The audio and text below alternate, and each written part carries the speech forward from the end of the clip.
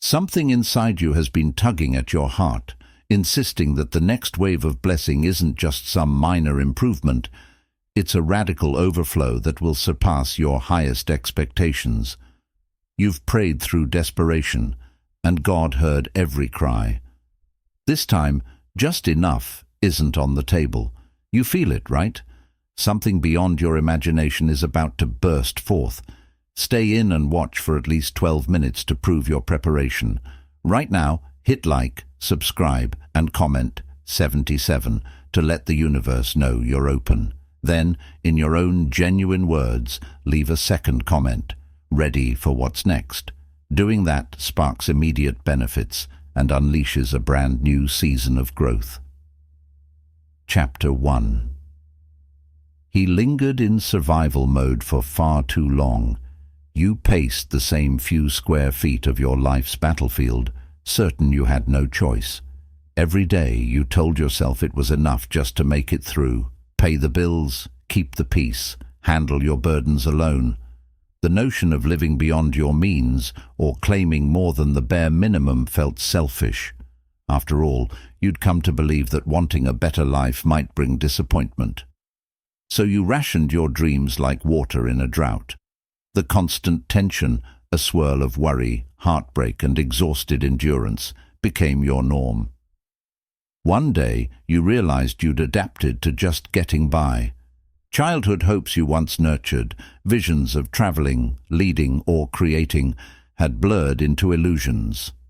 You told yourself, "Who has time to dream in this economy?" Or, "At least I have something." This stance, though practical, hardened your heart.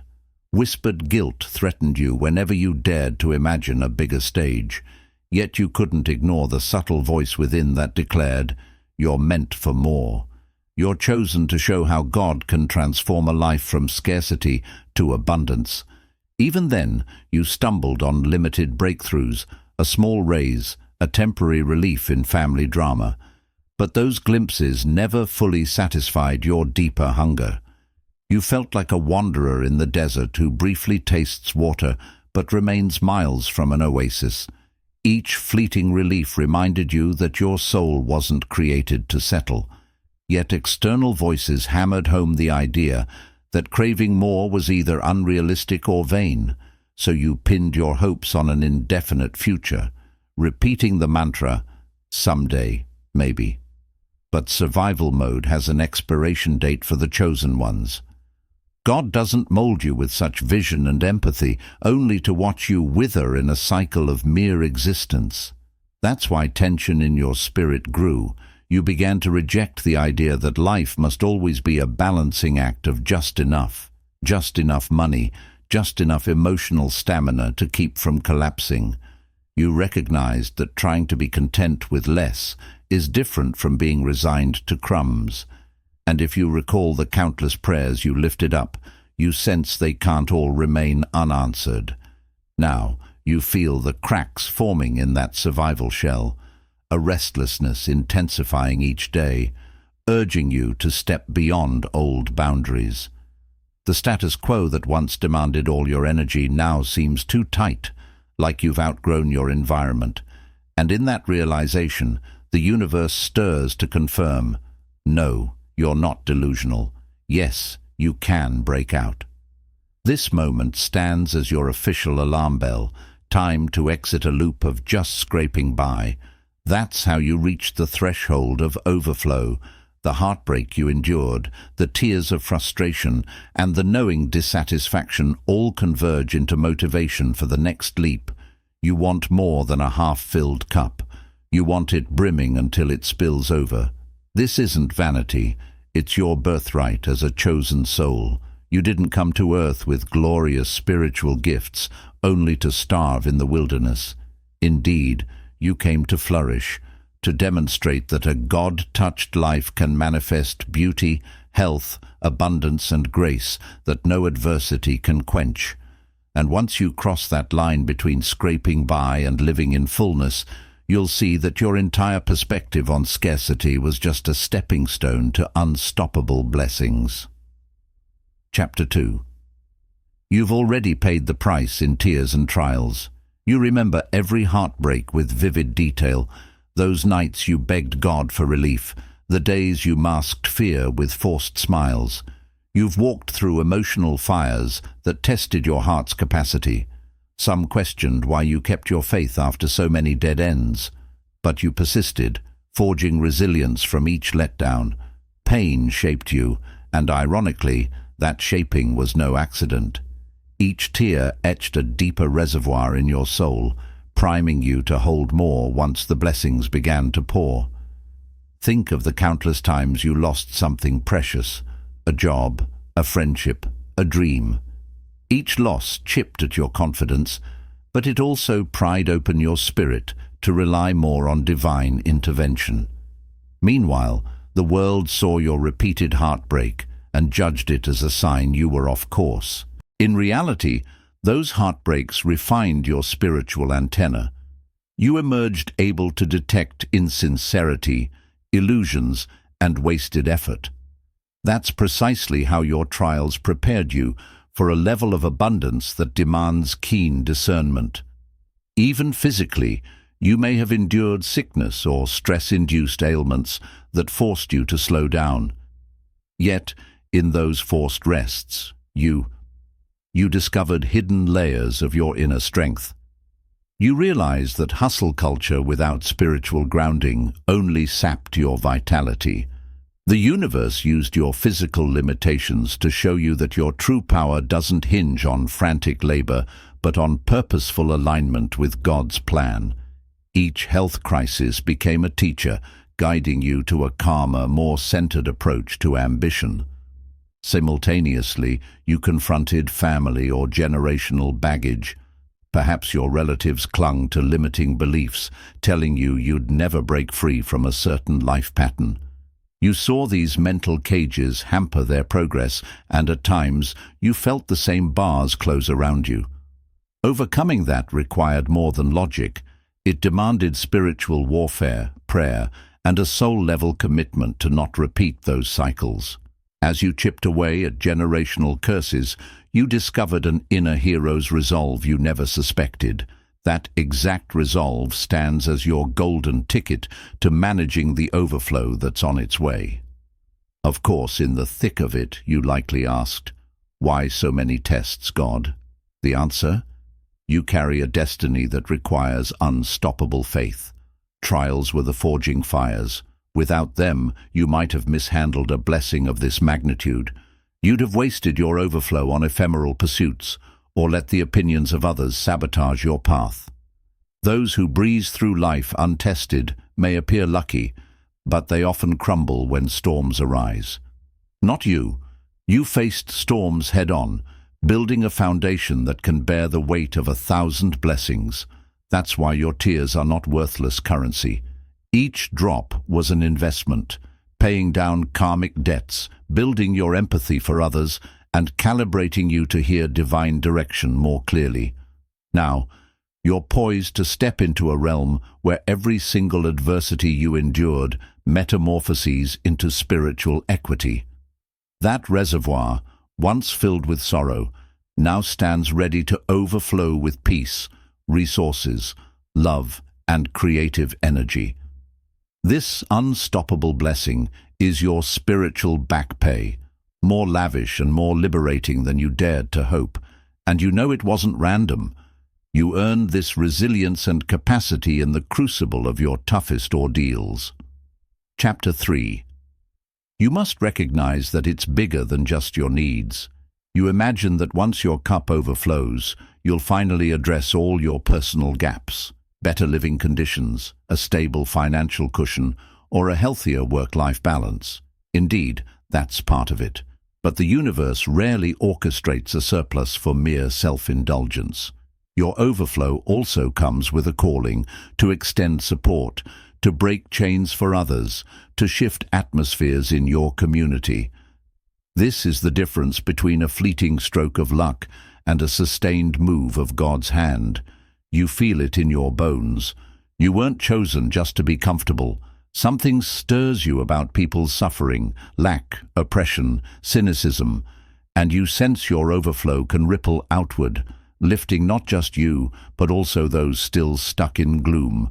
You recall the times you had zero resources, how each small act of kindness from a stranger breathed new life into your wilted spirit. Now, as you step into abundance, you can become that lifeline for others.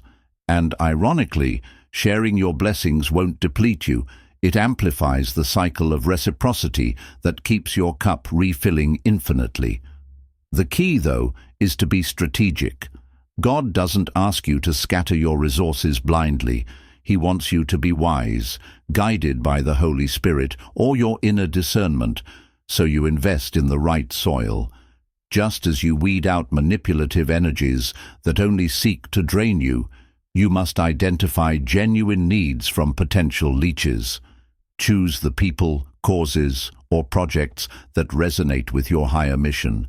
Some might call it philanthropy or altruism. You call it destiny, because a chosen soul knows that giving is not an extracurricular, it's an integral part of the mission. Also, consider that your greatest gift to others might not be money, but time, advice, or presence.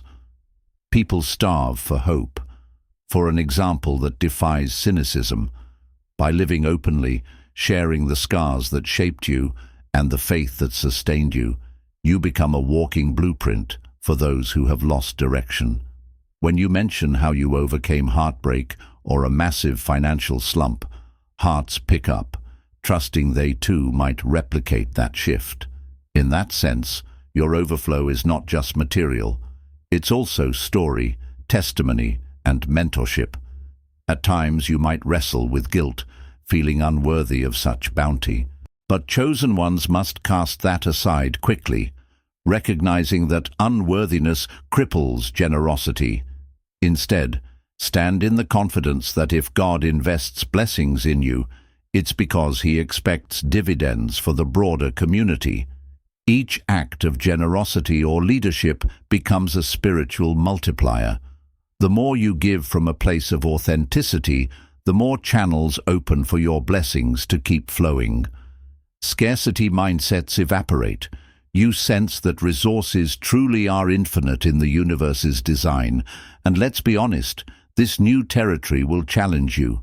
People might question your motives, suspecting you of ulterior intent. Resist the urge to shrink your impact for fear of controversy. God placed you on a lampstand to shine, not to cower in the shadows. So keep your focus on purpose, not on pleasing crowds. Each time you resist negativity or small-mindedness, your capacity for overflow expands. You'll watch new expansions unfold, financial, emotional, creative, proving that your role as a distributor of hope is the real reason your blessings never run dry. The more you align with that bigger reason, the more unstoppable your life becomes. Chapter 4. You're prepared to face naysayers. As evidence of this move, expect pushback as your blessings increase. People who were fine with your smaller life may suddenly feel uneasy or threatened. A friend who secretly relished you needing them, or a relative who thrived on having the financial upper hand. Their subtle jabs or overt confrontations challenge your new posture, as though you owe them an explanation for your overflow. You don't. Their discomfort only confirms your shift is real. Examine your own history with them. Often their approval depended on your predictability. Once your cup overflows, demonstrating you can escape the just enough narrative, they might label you ungrateful or arrogant. In reality, your breakthrough simply highlights their own stagnation, unsettling those who cling to a limiting worldview. Their negativity reflects fear and forces self-reflection, not a personal vendetta against you. Yes, it stings when people close to you feel threatened. But remember, God orchestrated your new season.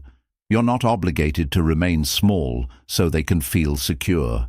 This is precisely why your blessings appeared on God's timeline. You endured your darkest nights, so now that dawn has arrived, nobody can rope you back into the gloom. Teach that clarity. Let their remarks roll off. Sometimes a gentle response suffices, sometimes silence is best. Your calm refusal to engage proves your confidence isn't up for debate. Oddly, such friction strengthens you. It forces you to anchor your worth in divine promises rather than human approval. Where once you crumbled under scorn, you now see it as background noise. Instead of battling every critic, you move forward, living brightly. Eventually, some cynics may become curious about your unwavering peace. Others never will, and that's their choice, not your burden. Meanwhile, note how genuine supporters celebrate with you. They're thrilled by your success as if it's theirs. Their enthusiasm matches your evolving energy. These are your tribe, those who bruise you when doubts arise. Their synergy recharges you in the sometimes lonely climb of forging new ground. Yet the biggest revelation is that your identity no longer hinges on how many cheer or jeer. You're secured in knowing your overflow is destiny, not a popularity measure. Each naysayer ironically confirms your transformation. If it weren't real, they wouldn't react so strongly. Their friction becomes your proof that you've transcended old limits. So you press on, head high, unafraid to showcase your blessings and let your confidence shine.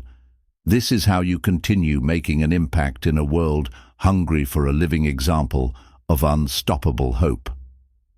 Chapter 5. You must guard against self-sabotage in this new season. You're entering a season of abundant blessings, yet old traumas can tempt you to sabotage your newfound good fortune. Subconsciously, you might doubt you deserve success or fear it will vanish if you truly settle into it. This reflex stems from the mind's old belief: better to sabotage now than face disappointment later. But having already overcome heartbreak and self-doubt, you can conquer these impulses. Start by identifying self-sabotage patterns. Maybe you undermine relationships just as they deepen or overspend precisely when you should invest. Recognize these as echoes of outdated programming that claim you can't sustain joy. Awareness is half the battle. Next, employ mindfulness. When a promising opportunity appears, note any tension or belittling thoughts. Counter them with reason. Remind yourself of the ancestors guiding you, God's thoroughness in bestowing blessings, and the hard-earned resilience you've cultivated. Accountability helps as well. Confide in someone who's traveled similar terrain, or a spiritual mentor who provides perspective. Simply saying, "I sense sabotage talk creeping in," can break secrecy and let supportive voices intervene. The enemy thrives in isolation. Community disrupts that tactic, keeping you grounded. Meanwhile, maintain daily routines, prayer, exercise, journaling, to balance your expanded life. If stress spikes, return to these anchors before a meltdown, steering your ship with a steady hand rather than reacting blindly. Tie your blessings to a higher purpose. It might be uplifting your family, launching a charity, or building spiritual communities. Seeing the bigger picture deters sabotage by reminding you that losing your blessings isn't just your own loss. It also deprives your sphere of the good you're meant to contribute. That sense of responsibility fuels your commitment to protect what you've gained. Finally, stay vigilant. You're stepping onto a high platform with more resources at stake. Sabotage may arrive in subtle forms: petty drama, sudden cynicism, aimless overindulgence. Spot them early and refute the lie that you're unworthy of success. You've endured enough adversity. You deserve every ounce of unstoppable abundance coming your way. Each day you resist sabotage, you prove your readiness for life in overflow, free, unstoppable, and aligned with the destiny that's been pursuing you all along. Chapter 6. You're destined to influence others toward their own overflow. Your cup is brimming over, but it's not just for your personal gain. God gave you a special calling that draws others looking for hope. They see how you overcame heartbreak, scarcity, and despair, and it sparks a sense of possibility in them as well. This is your invitation to leadership. You're living proof that overflowing blessings await anyone who refuses to bow to hopelessness. This role can feel weighty.